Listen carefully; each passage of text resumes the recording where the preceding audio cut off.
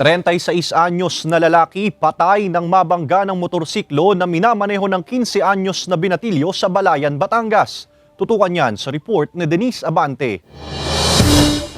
Hindi na nakauwi pa sa inuupahang bahay sa Barangay Lanatan, Balayan, Batangas ang 36 anyos na lalaking kinilala na si Gabriel Panagsagan, tubong Kalibo, Aklan matapos mabangga ng isang motorsiklong minamaneho ng isang 15 anyos na rider habang papatawid sa bahagi ng National Highway sa nasabing barangay. Sa investigasyon, mula sa Tuwi, Batangas ang rider at patungo sana sa poblasyon sa bayan ng Balayan, Batangas nang mangyari ang insidente.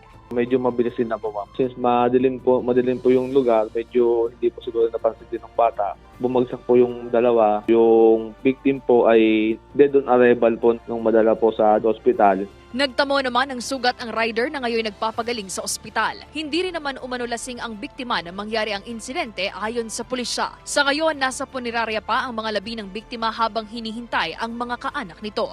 Paalala naman ng PNP. Sana po sa mga magulang po, wag po nating hayaan po na yung mga anak po natin na magdadrive po ng sasakyan. Pagdating po sa gabi po, doon po madalas ang aksidente. Sinisikap pa ng GMA Regional TV Balitang Southern Tagalog na makipag-ugnayan sa pamilya ng biktima at ng rider para sa kanilang pahayag.